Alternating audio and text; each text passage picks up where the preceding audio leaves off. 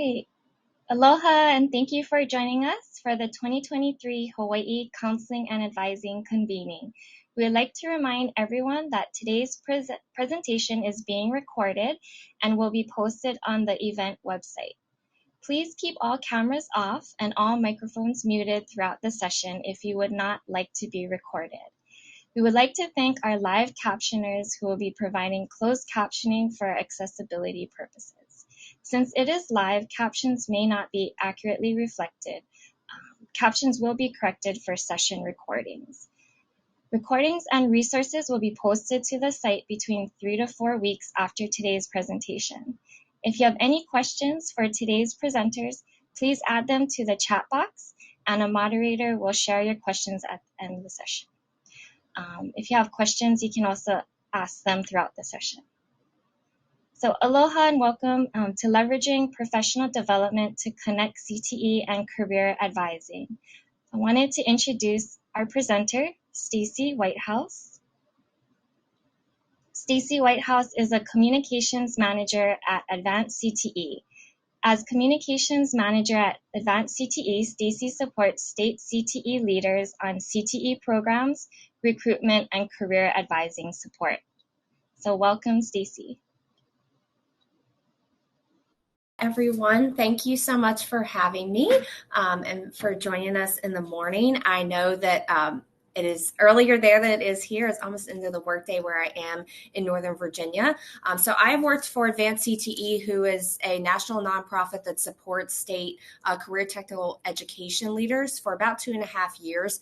And my focus, in addition to managing our internal and external communications, is to help state leaders on how to better recruit students into CTE programs, and career advising is very much connected to that. So today's presentation is I'm going to do a quick overview of just the importance of connecting the two pieces, but I'm mostly going to spend my time on sharing a professional development workshop that Advanced CTE has created and is helping state and local levels to implement. And so we will spend some time going through all the material and then allowing you all some reflection time. So I will say there's going to be lots of reflection points. I do encourage you to use the chat. So please do so. On that point, please also feel free to ask questions at any time. I will try to get to them throughout the presentation, and we'll also have a little bit of time at the end. So we are going to start on a reflection point, and that is a question of, what are you currently doing? I would love to hear about what is happening at your district level, of how counselors and career advising professionals in your area learn about CTE. So if you can put that in the chat, would love to hear what you are doing. And if you're not doing anything, that's okay. That is what this workshop is about today. But if you are, I would love to hear about what you're doing.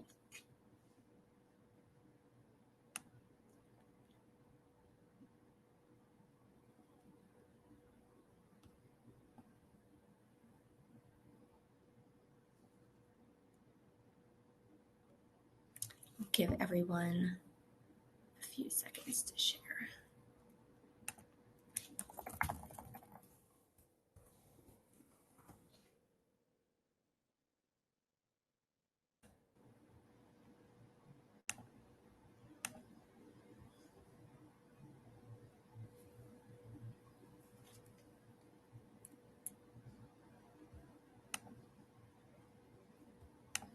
Okay, well, seems like we're just getting warmed up. If you all have answers, would love for you to share them, but I will move forward and we'll talk a little bit more about why this is important to have this connection, and then what you all can do to reach school counselors and career advising professionals with information about CTE. So this is important, and I'm sure you all already know this, but professional development for CTE is not just for career advisors or for CTE teachers, but it really is for everyone, because if we don't all have the same messages about CTE or the same buy-in about CTE, as you all know, those pieces of the process are going to be where the breakdown happens, and they're going to be a barrier to students getting into CTE programs. So I put this graphic together that shows some of the main pieces that should all be getting professional development about CTE. So educators, both CTE educators and non-CTE educators, our industry partners, learners and families, of course, administrators, and career advising professionals, and school counselors. So why is this community mindset a benefit for learners? As I just mentioned, there's complementary communication timing that happens if everyone's on the same page each time that a learner is in contact with someone about CTE. We're all saying the same thing, and they're more likely to access and stay in a program. Eliminating stigmas about CTE. I think we all know there are some lingering stigmas about what people view CTE as, what type of programs there are, and who should be in those programs. And so professional development across the board can be really powerful in order to eliminate those stigmas. It is also a really important benefit to get communication and feedback from other trusted sources. So as you're having this professional development, you're getting feedback and additional information as you are also giving information that can help make sure that students are getting the best information possible about these programs. Obviously, seamless and informed career advising and post-secondary transitions. If we connect career advising and CTE, then students are more likely to stay in CTE even beyond, say, if they start in middle school through the secondary and post-secondary level, and more importantly, know what their options are. If they don't stay in a specific CTE program, but they're able to apply their skills and learning to something else, that all happens when we connect all the pieces together. Another reason why this is important is there are some actors that are seen as very important trusted sources for CTE. So Advanced CTE is one of the few national organizations that has done research on who are the most effective messengers as well as messages on CTE. And we did our last round of research during the height of the pandemic in the fall of 2020. And we asked learners and families a question of who is the most trusted source for information about CTE. And wonderfully, our educators and our school counselors are the most trusted sources about CTE. College representative can cover a pretty wide range of roles, but we know that probably a career counselor connected to college is one of those things, as well as those that just visit the schools. And so all of that means that those pieces have to connect together because those educators and counselors are the top sources. So career advising is a huge part of how students learn about CTE, and that's only possible through dedicated professional development for them to learn about it, because we all know that our wonderful career advising professionals have way too much on their plate, and so learning about CTE can often be difficult. We also broke it down even further to show how important career advising and school counselors are for those who are prospective families. That is most definitely at the top for them.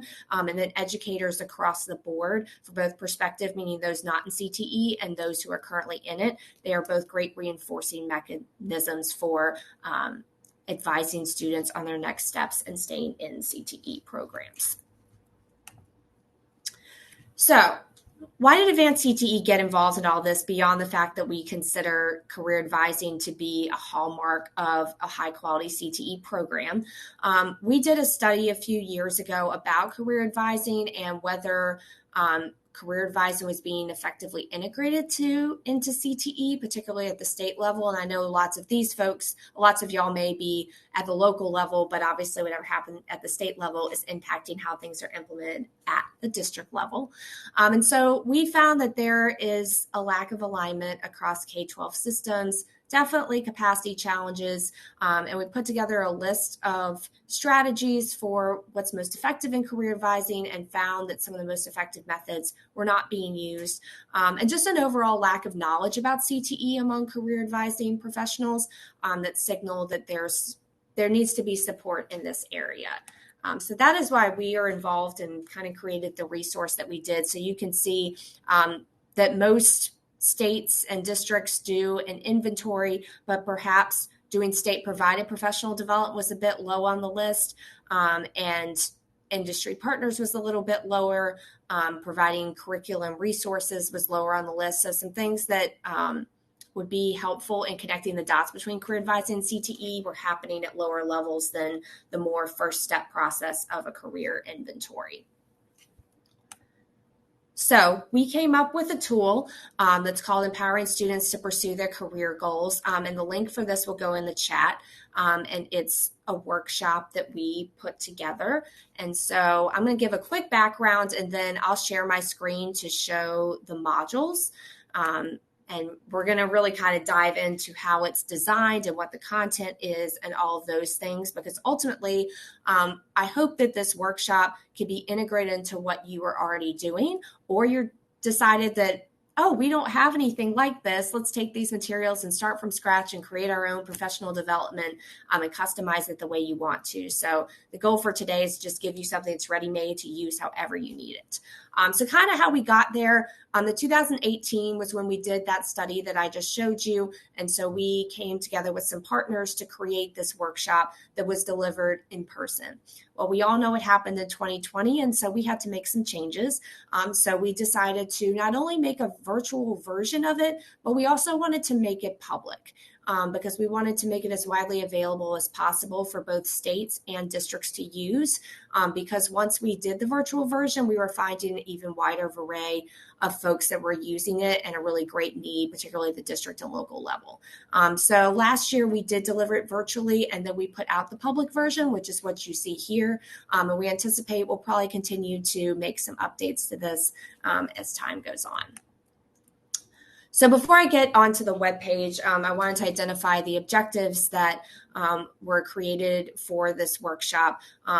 There'll be 6 modules, which you'll see, but we really wanted to provide an introduction to anyone that needed it about what is high quality CTE, how is it aligned to labor markets, how is CTE basically structured, how you can make it accessible for all learners and why that is important, and then how is it connected to career advising, and then how to effectively communicate about CTE. We have a larger body of research, which I will not go into today, but we also integrate that into the workshop. So those are the 6 main areas that are covered in the workshop, and I'll show this slide because it's a more easy way to show all that information. So I'll let y'all take a look at that for a minute before I go to the website and just show. I'll click on those things in a minute. Hopefully you're scrolling through right now. But these are the 6 modules and how the information is split up. So if you want to take a minute to read those, because I'm going to ask another reflection question that I am curious about. So we have the 6 modules, and if you're scrolling through the website right now, you probably see a bunch of different document types. So as part of this professional development opportunity, we put together pretty much everything that you would need to deliver this material, but also made it in a way that you can customize it for whatever special things you have happening at your district. So there is a facilitation guide, and I'll show examples of what each of these components look like. There is a slide deck that has standard slides and a bunch of content in the middle. Each module also has a worksheet that is aligned to all the content that is in the module. There are surveys that you can use and polls and things like that. Also evaluations that you can use at the end if you would like to get feedback about your professional development. There's a handout hub, which has a bunch of additional resources for those that you decide to share this with. That's also optional. And then there is a community agreement template. So if your district does like to do community agreements as part of your professional development and you like to have one of those, you can use this as a starting point. But the facilitation guide, the slide deck, and the worksheet are the primary tools that I think folks use the most often. The great thing is that they can be customized to meet your needs. So the slide deck is in an editable PowerPoint format, and the worksheets and the facilitation guide are available in Microsoft Word, so you can copy and paste things as you're thinking about it. So the poll that I have is, what module are you most interested in for your stakeholders? So I will go back a couple slides so you can see the list again. So if you want to pick 1, 2, 1, 2, 3 across, 4, 5, 6 on the bottom. Would love to have you put in chat which one you are most interested in learning a little bit more about. And hopefully the link is working. Please mention again if that is not happening for you. But if you all would like to share.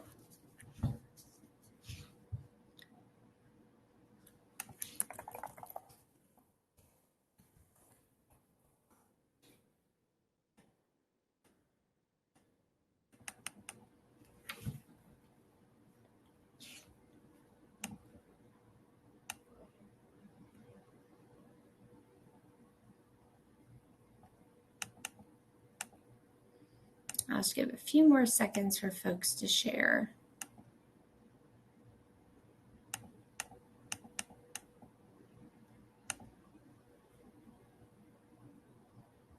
Because if there is one you're specifically interested in, I can focus on that one a little bit more.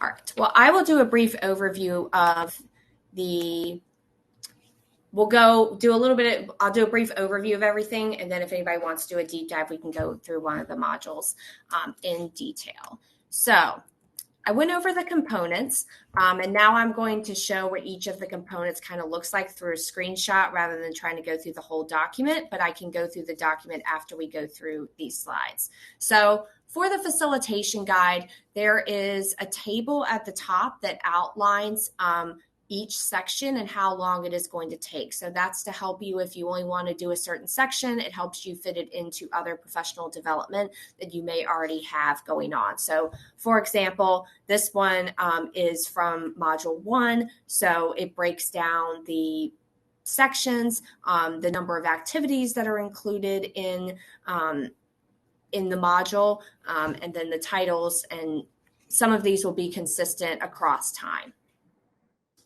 Then once you get further into the facilitation guide, it is broken up into the sections. So it gives you information at the top about the number of slides, the slide numbers that are connected to the content, how long each of them will take. There is key messages that are used in each section to help guide you in how to present the slides. And then there are instructions. If, for example, there is an activity that you have the instructions right there for you to follow through step by step. There are icons that we use throughout the facilitation guide. So if there is a reflection point or there's a group activity, you will see at the top that there are corresponding icons that go to that. It's just an easy way to keep track of what material is being shared. So you can see as group activity, there are video icons, questions, and then reflections. So you'll see them correspond to each of those. And please, again, if you have any questions, please feel free to put them in the chat at any time. I want to make sure that I'm not going too fast through this, but I also know that you all are able to dig into this a lot after the fact. All right, so this just shows, again, the icons and the different places that they show up throughout the module. So they show up repeatedly to align with all of the material. I did want to share really quickly, I mentioned that there are some supplemental handouts that are part of each module that you don't have to use, but might be nice to have. One of them is a survey. So we have both a pre-survey and a post-survey, so you can still use the exact questions. I'm seeing that the link is still not working, so I'm going to try to do it directly from my screen. So give me one moment.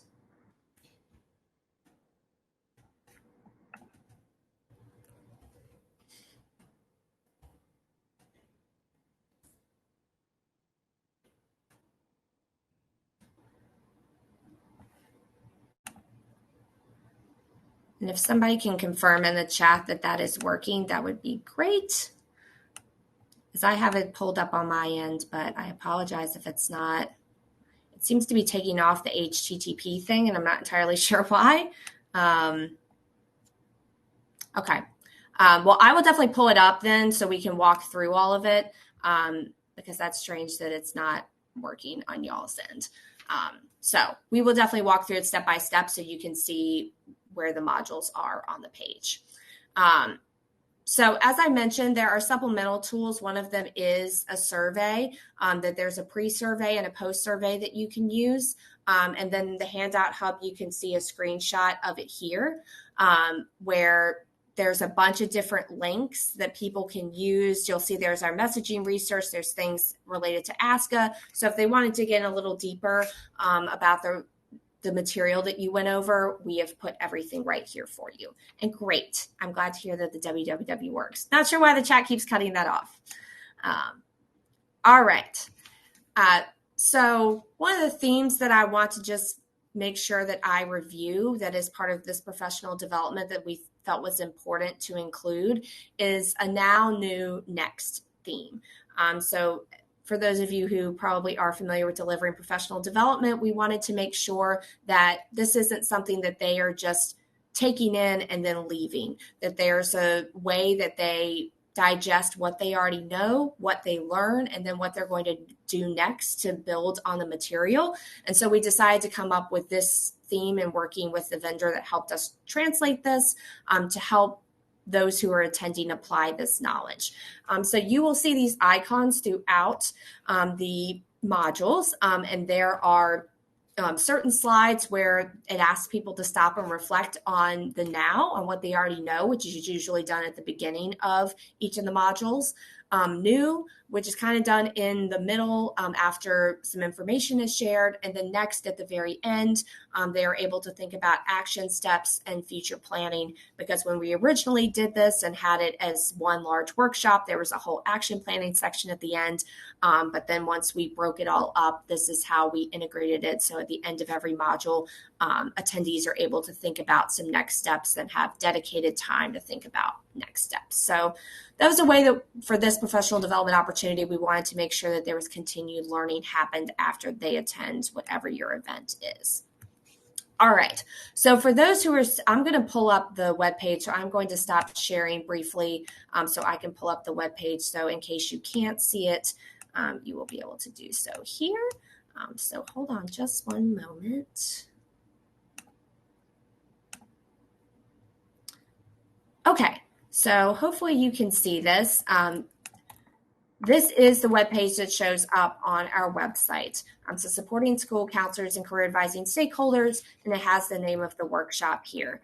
So you'll see a description and a list of all the modules, and then module components. If you're sharing this with someone and they just want to see what's in each of them, this is a general description. And then you'll have all the modules that are listed here, and this has everything that can be downloaded. So as I mentioned, the facilitation guide, the slide deck, the worksheet, all the supplemental documents, if you'd like to have them, they are in every module right here. So they're pretty easy to access. If you do have colleagues that cannot be here today, or you're going to end up training somebody on how to use this material, there is a Train the Trainer that we held last summer that there is a recording for that does a deep dive into one of the modules and how to use it and how to customize it. And so you are able to share that if you want to. So I did want to just name that. But before I go too much further, is there anything anyone else would like to see off this webpage before I go back to my presentation?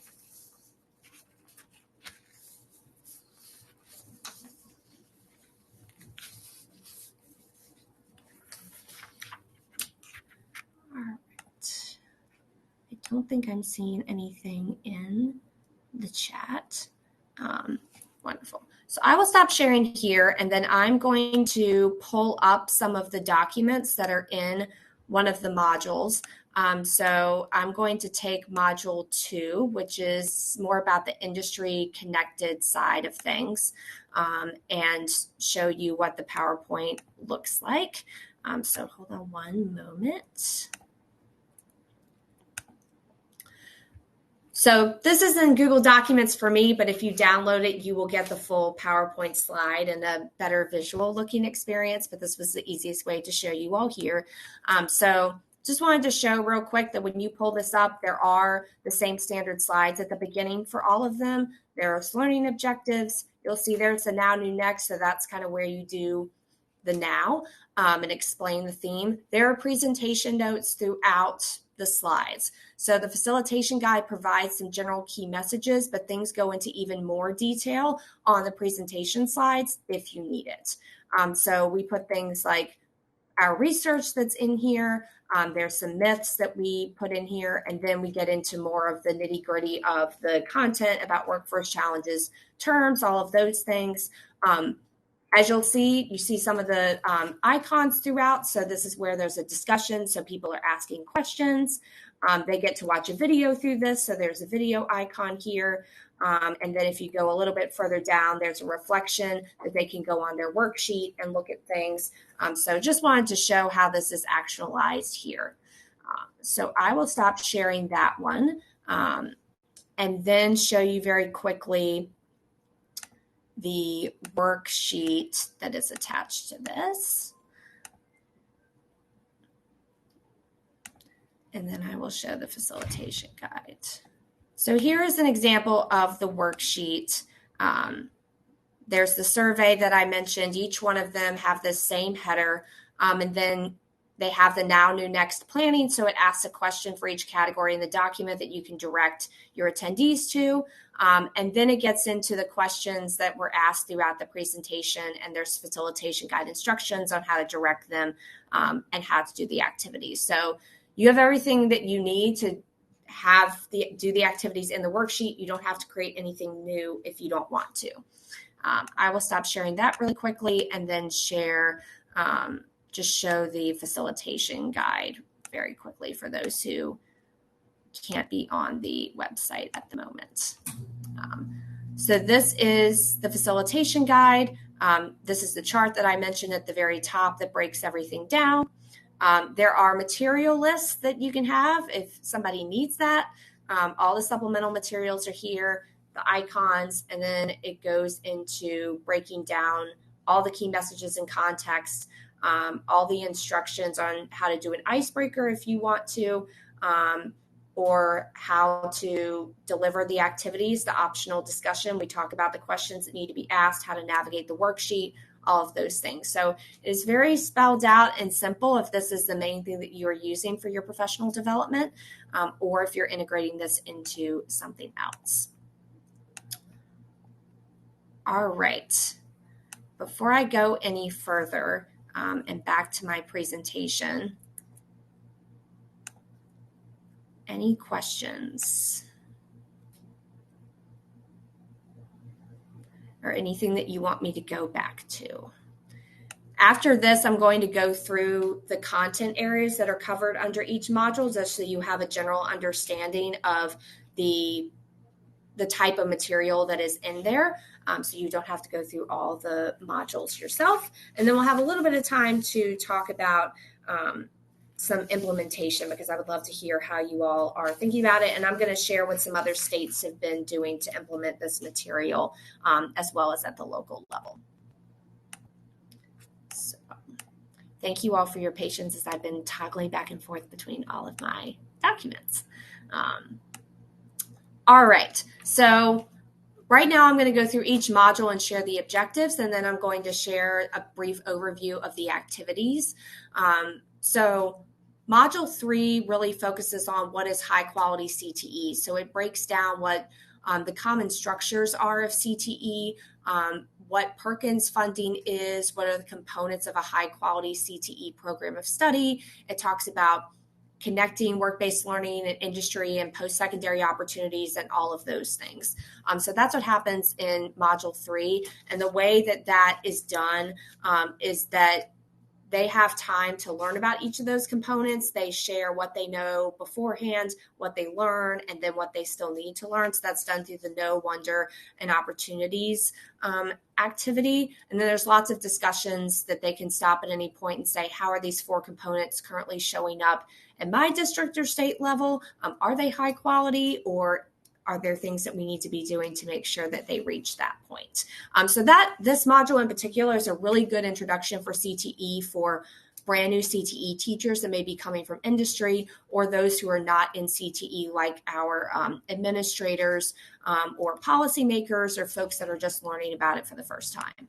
Module 4 is probably one that y'all are more familiar with, and this goes more into career advising. So it shares our research that I went over earlier in the presentation about career advising strategies. It talks a little bit about individual learning plans and how CTE and effective career advising impacts that. This is an area in particular, this module, that it is probably best for you all to customize for how things are happening in your district. If you don't have an individual learning plan, or if you have a certain platform that you use to track career advising activities, this is a good place to do that, to break all of those things down.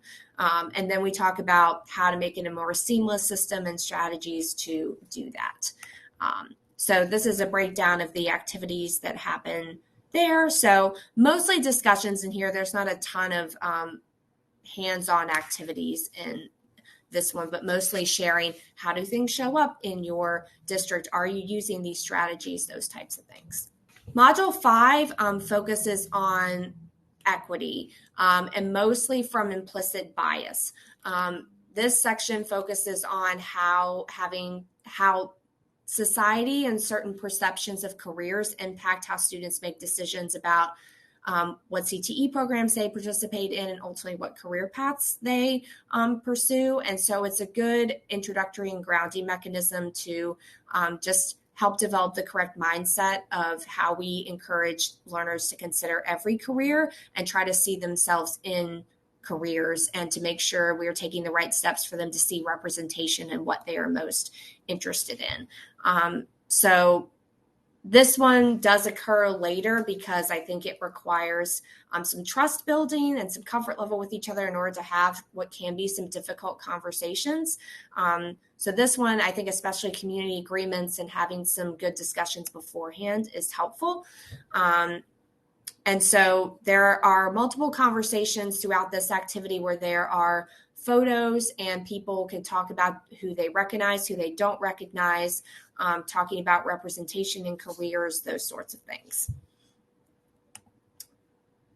And finally, Module 6 really goes into how CTE is communicated. And so many times folks that are outside of CTE, and maybe even those in CTE, may not know how to best communicate with learners and families, because messages for them about why they love CTE may be a little bit different. So we do have a module that focuses on what are the most effective messages for learners and families about CTE, and that is based on some research that we have done both in 2017 and in 2020. So this one really goes into that research, and it also provides tools about how they can implement this in their work. So there's messaging triangles and fact sheets and easy things to implement this into their work.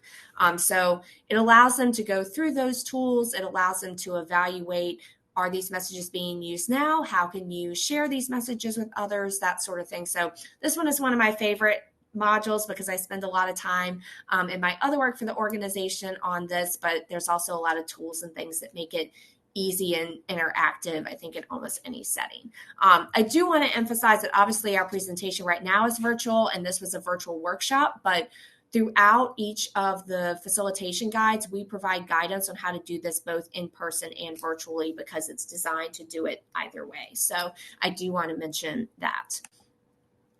All right, so I ran through the content really quickly. So would like to pause before I go into the implementation side. Is there any other information that would be helpful to know about the workshop design or the workshop content? And again, if you all want to look at this now, just put the www before that. I don't know why it's being uncooperative on how the links are copying. But you will have access to this slide deck where the link is embedded in there as well.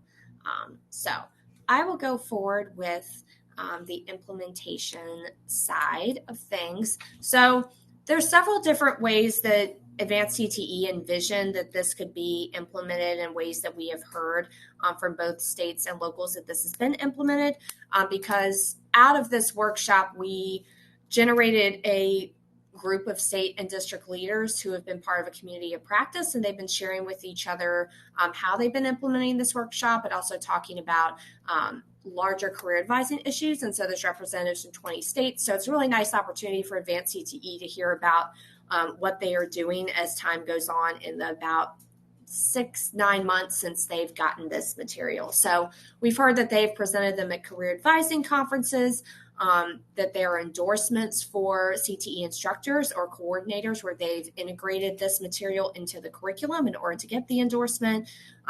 We have a state that's building a toolkit on career advising culture in general, and this is one of the tools that they are using to build that curriculum. And then a lot of embedding it into existing professional development. People have had brown bag lunches during CTE month or other months where bringing out certain material is helpful for them. And then we've had several states that are doing CTE 101 kind of workshops for administrators and non-CTE educators or new CTE educators where they use this as an introductory course for those folks. I did want to highlight some local and state examples. Michigan, we have a very active district leader who has created a monthly district professional development sessions, and he aligns it with Awareness Month, so perhaps Black History Month or school counseling week or apprenticeship week. He has certain content that he chooses to highlight during those corresponding months, and he's used our content in order to deliver that professional development. And then Michigan also has a state career advising conference with ASCA, and that's going to be all focused on CTE, and they're going to be sharing some of these modules. So hopefully that gets your brains thinking about how maybe at the state or district level this material could be integrated in. And then South Carolina is probably our state that's done the most extensive work on this. And so they have started a whole series that they will be doing multiple cohorts of professionals that range from counselors and career coaches to make sure everybody is getting the same uniform professional development about CTE. And so they had about 90 folks in the first one that started last fall that they have count as continuing education credits. And they also provide additional resources. They do in-person meetings after they do the virtual sessions, and they have site visits to help those that are attending these professional development series to integrate the material into their schools and into their districts.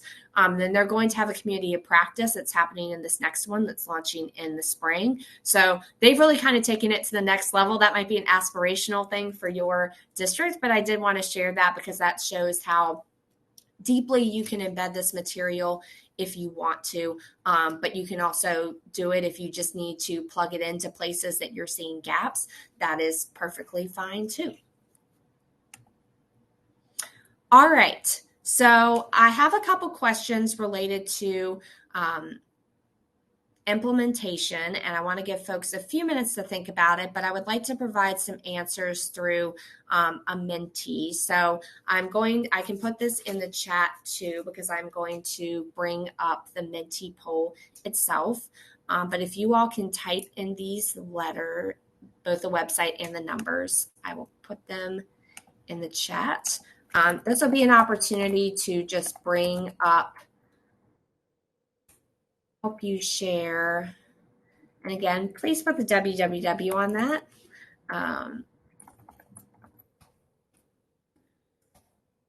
And type in the following code. And there's not too many questions. I just have 2 questions. So it'll be a simple thing. But if you all want to think a little bit about implementation, that will be the focus of this Menti. So hopefully you can see my screen, and I'd love to have you submit some answers of what audience are you most interested in. And I'm noticing that the code is different up here than what it gave me about 5 minutes ago. So if you all can let me know if you're able to get into the Menti with the old code, or if not, please type in the code that's at the top of the screen. I did not realize the code was going to change. Let's use that code just in case it's not cooperating. So what audience are you most interested in reaching this material? I'd love to get some answers on this. So think about who is not getting professional development on that little wheel that I mentioned at the beginning of the presentation.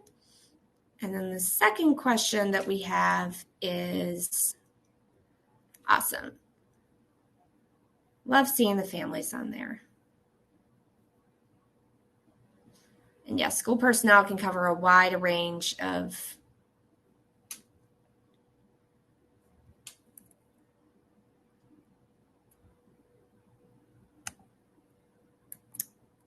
materials. So the second question I have is, what ways can you incorporate this material into new existing professional development?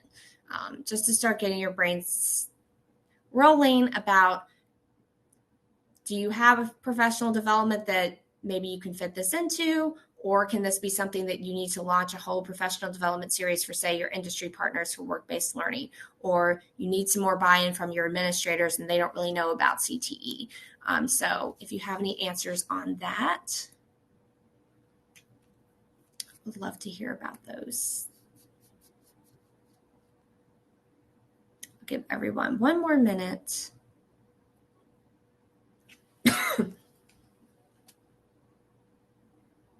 Yes, middle school counselors is great. We may be adding some additional middle school material into this at some point. We know that every state is really different about that, about middle school CTE. But middle school is so important because then that helps them get to inform their students earlier before they go to high school. So love that.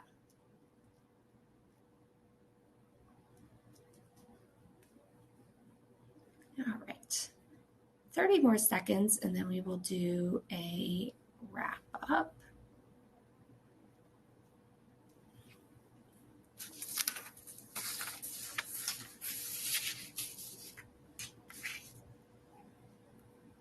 Okay, well, I think y'all have probably had enough of me sharing a lot of screens, so I will not do that, but just want to take a couple minutes to see if anybody has any questions. I am putting my email in the chat. So if you do want to ask any questions about the material, or you'd like additional support about implementation, I've had state and local leaders reach out to me just saying that they want to brainstorm. I am happy to do that, and I'm happy to connect you with either Michigan or South Carolina in particular who have done some more extensive work on this. I know they love talking to leaders that are interested in using this and sharing the lessons that they've learned. So I have put my email in the chat so you can have those materials. But if nobody else has any questions, then we can end a little bit early. I put in plenty of time for questions, so. Thank y'all very much for your time. I hope you have a wonderful rest of your conference. Hey, Stacy. There is a question in the chat. You might have to exit the chat thread because I think you're in a thread to go back to like all of them. Thank you. I appreciate that. I will go up a ways. It's okay. The thread is confusing. Let's see. In what ways could you incorporate this to new or existing professional development? And then we got asked, any post-secondary institutions or their advisors, counselors. Not specifically, and I will say the reason why is our communications research was primarily, it was all secondary. That was who we studied, and that's what this workshop came out of. I definitely think that this could, the main audience that I see at a post-secondary level where this could be used are career coaches and sort of the liaisons that serve between secondary and post-secondary institutions.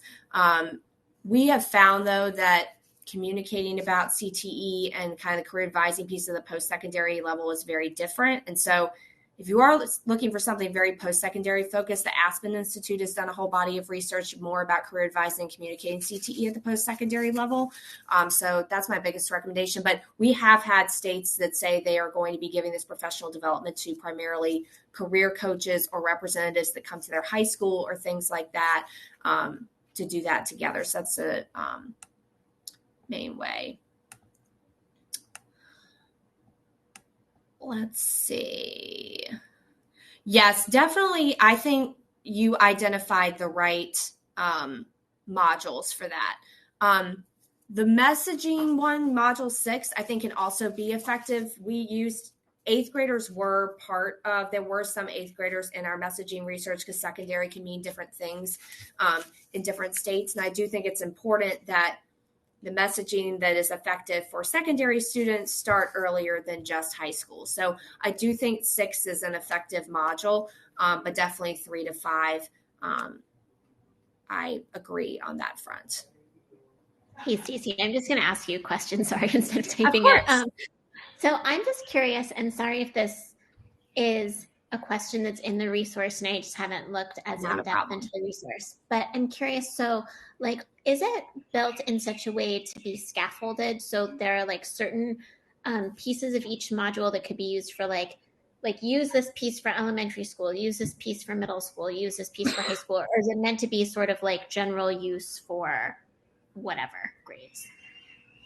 So I will say again, the content is most applicable probably to high school, particularly like module 3, because it breaks down typically what a high school CTE program and how it connects to post-secondary. So I would say that one in particular has a pretty specific lane. And then the labor market information, I think is more applicable to probably high school, but obviously it's important for middle school and probably administrators and that sort of thing to understand those things. Or if you're trying to get buy-in from industry, that can be useful. The ones about implicit bias, there's myths about CTE. They're in module 1, and then communicating could be a bit more universal. We do also make recommendations on how to pair the modules because there's some that pair a little bit better than others, because originally this was delivered over 2 days and 6 hours in order, but we recognize that most people, that's not the way that they do it. Most of them take a module at a time, or they pull specific slides out of modules. So I will say it's very easy to take small pieces of information out of, or if you don't have interactive activities for content that you already have, you can just pull the activities out, and that's pretty easy to do. So thanks for asking that.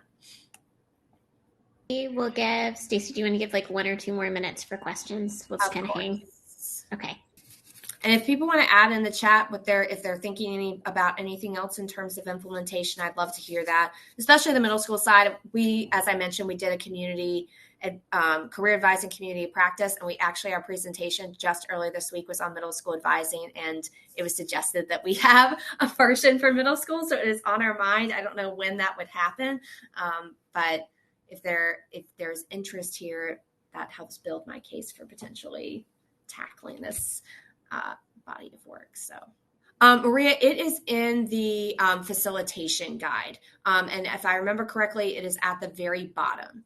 So it says something along the lines of, it is recommended that you pair, I believe it's like module 1 and module 3 is suggested to go together. And like module 3 and 4 can also go well together.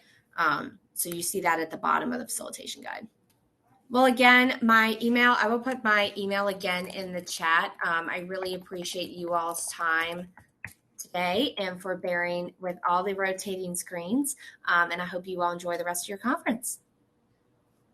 Thank you so much, Stacey, for taking time out of your really busy schedule to share all the great information on professional development tools that we can implement in our own work. And thank you all for joining Stacey's session on leveraging professional development to connect CTE and career advising. With that said, please complete the session survey that will be posted in the chat so that we can learn about your thoughts and suggestions for the convening and the next start time for our upcoming session is at 11:30. Thank you and have a great rest of your day.